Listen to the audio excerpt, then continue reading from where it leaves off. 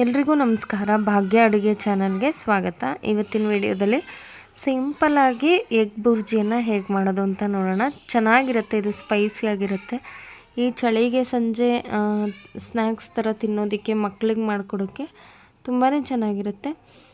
ಎಲ್ಲರೂ ಒಂದೊಂದು ರೀತಿ ಮಾಡ್ತಾರೆ. ನೀವು ಈ ರೀತಿಯಾಗಿ ಟ್ರೈ ಮಾಡಿ ನೋಡಿ, ತುಂಬ ಚೆನ್ನಾಗಿ ಬರುತ್ತೆ. ಎಗ್ ಬುರ್ಜಿ ಮಾಡೋದಕ್ಕೆ ನಾನಿಲ್ಲಿ ಈರುಳ್ಳಿ ಒಂದು 4-5 ಈರುಳ್ಳಿನ ಕಟ್ ಮಾಡಿ ಇಟ್ಕೊಂಡಿದ್ದೀನಿ ಸಣ್ಣಕ್ಕೆ. ಈರುಳ್ಳಿ ಜಾಸ್ತಿ ಹಾಕಿದ್ರೆ ಚೆನ್ನಾಗಿರುತ್ತೆ. ಹಸಿಮೆಣ್ಸಿನ್ಕಾಯಿ ಒಂದು 5-6, ಶುಂಠಿ ಪೇಸ್ಟು, ಚಿಲ್ಲಿ ಪೌಡರು, ಧನಿಯಾ ಪೌಡರು, ಗರಂ ಮಸಾಲ ಪೌಡರು, ಎಣ್ಣೆ, ಸ್ವಲ್ಪ ಉಪ್ಪು, ಕೊತ್ತಂಬರಿ, ಟೊಮೆಟೊ, ಹಾಗೆ ಮೆಣಸಿನ ಪುಡಿ ತೊಗೊಂಡಿದ್ದೀನಿ. 1 ಡಜನ್ನಷ್ಟು ಮೊಟ್ಟೆಯನ್ನು ತೊಗೊಂಡಿದ್ದೀನಿ. ನಿಮ್ಗೆ ಎಷ್ಟು ಬೇಕೋ ಅಷ್ಟು ಮೊಟ್ಟೆಗೆ ತಕ್ಕಂತೆ ನೀವು ಹಾಕೋಬೋದು ಈರುಳ್ಳಿ ಎಲ್ಲ. ನಾನಿಲ್ಲಿ 1 ಡಜನ್ ಮೊಟ್ಟೆಗೆ ಒಂದು 5 ಈರುಳ್ಳಿ ಹಾಕ್ಕೊಂಡಿದ್ದೀನಿ.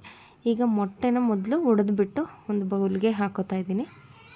ಎಲ್ಲ ಮೊಟ್ಟೆಗಳನ್ನ ಈ ರೀತಿ ಒಡೆದು ಹಾಕ್ಕೊಂಡು ಇದಕ್ಕೆ ಮಸಾಲೆನ ಮಿಕ್ಸ್ ಮಾಡ್ಕೋಬೇಕು. ಅದಕ್ಕೆ ಮುಂಚೆ ಇದನ್ನು ಚೆನ್ನಾಗಿ ಬೀಟ್ ಮಾಡ್ಕೊಳ್ಳೋಣ. ಗಂಟು ಆಗಬಾರ್ದು ಅಂತ ಫಸ್ಟ್ ಇದನ್ನು ಚೆನ್ನಾಗಿ ಬೀಟ್ ಮಾಡಿಕೊಂಡು ನಂತರ ಇದಕ್ಕೆ ಸ್ವಲ್ಪ chilli powder, garam masala powder, ಧನಿಯಾ ಪೌಡರು ಮತ್ತು ಸ್ವಲ್ಪ ಉಪ್ಪು ಹಾಕಿ ಇದನ್ನು ಚೆನ್ನಾಗಿ ಮಿಕ್ಸ್ ಮಾಡಬೇಕು. ಒಂದು ಸ್ವಲ್ಪ ಕೂಡ ಗಂಟಿಲ್ಲದೆ ಇರೋ ರೀತಿ ಚೆನ್ನಾಗಿ ಇದನ್ನು ಮಿಕ್ಸ್ ಮಾಡಿ ಇದನ್ನ ಒಂದು ಸೈಡ್ಗೆ ಎತ್ತಿಟ್ಕೊಳ್ಳೋಣ. ಈಗ ಒಂದು ಅಗಲವಾದ ಪಾತ್ರೆ ಅಥವಾ ಒಂದು ಬಾಣಲೆನ ತೊಗೊಂಡು ಅದಕ್ಕೆ ಸ್ವಲ್ಪ ಎಣ್ಣೆ ಹಾಕೋಬೇಕು. ಒಂದು 4-5 ಚಮಚ ಎಣ್ಣೆ ಹಾಕಿ ಅದು ಬಿಸಿಯಾದ ನಂತರ ಈರುಳ್ಳಿ, ಹಸಿಮೆಣ್ಸಿನ್ಕಾಯಿನ ಹಾಕಿ ಚೆನ್ನಾಗಿ ಫ್ರೈ ಮಾಡ್ಕೋಬೇಕು. ಈರುಳ್ಳಿ ಎಲ್ಲ ಹಸಿ ವಾಸನೆ ಹೋಗೋಷ್ಟು ಫ್ರೈ ಮಾಡಿಕೊಂಡ್ರೆ ಆಯಿತು. ತುಂಬಾ ಚೆನ್ನಾಗಿರುತ್ತೆ ಇದು.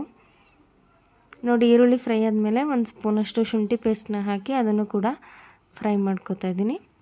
ನಂತರ ಅದಕ್ಕೆ ಟೊಮೆಟೊ, 1-2 ಟೊಮೆಟೊನ ಸಣ್ಣದಾಗಿ ಕಟ್ ಮಾಡಿ ಹಾಕಿದ್ದೀನಿ. ಟೊಮೆಟೊ ಸ್ಮ್ಯಾಶ್ ಆಗೋಷ್ಟು ಫ್ರೈ ಮಾಡ್ಕೋಬೇಕು.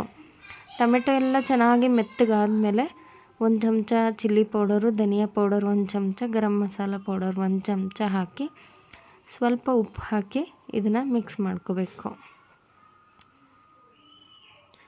ಮೊಟ್ಟೆಗೆ ನಾವು ಮೊದಲೇ ಮಸಾಲ ಪೌಡರ್ಗಳನ್ನ ಮಿಕ್ಸ್ ಮಾಡಿರೋದ್ರಿಂದ ಚೆನ್ನಾಗಿ ಹೊಂದ್ಕೊಳ್ಳುತ್ತೆ. ಮೊಟ್ಟೆ ಸಪ್ಪೆ ಅಂತ ಅನಿಸೋದಿಲ್ಲ ಎಗ್ ಬುರ್ಜಿಯಲ್ಲಿ ತಿಂದಾಗ. ನೋಡಿ, ಈಗ ನಾವು ಒಡೆದಿಟ್ಕೊಂಡಿರೋಂಥ ಮೊಟ್ಟೆಯನ್ನು ಹಾಕಿ ಕಡಿಮೆ ಉರಿ ಇಟ್ಕೊಂಡು ಈ ರೀತಿ ಚೆನ್ನಾಗಿ ಮಿಕ್ಸ್ ಮಾಡಬೇಕು.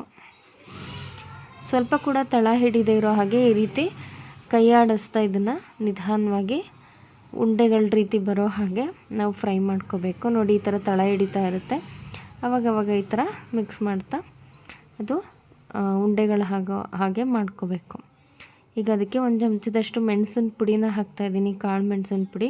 ಇದು ಒಳ್ಳೆ ಟೇಸ್ಟ್ ಕೊಡುತ್ತೆ. ಕೊನೆಯಲ್ಲಿ ಇದನ್ನು ಹಾಕಿ ಚೆನ್ನಾಗಿ ಇದನ್ನು ಮಿಕ್ಸ್ ಮಾಡಿ ಮೇಲೆ ಸ್ವಲ್ಪ ಕೊತ್ತಂಬರಿ ಹಾಕಿದ್ರೆ ಮಸಾಲ ಎಗ್ ಬುರ್ಜಿ ರೆಡಿ ಆಯಿತು. ಸಖತ್ತಾಗಿರುತ್ತೆ ಇದು ತಿನ್ನೋದಕ್ಕೆ, ಚಪಾತಿ ಜೊತೆಗೆ ತಿನ್ನೋದಕ್ಕೆ ಅಥವಾ ಡಯೆಟಲ್ಲಿರೋರಿಗೆ, ಮಕ್ಳಿಗೆ ಮಾಡಿಕೊಟ್ರೂ ತುಂಬ ಇಷ್ಟಪಟ್ಟು ತಿಂತಾರೆ.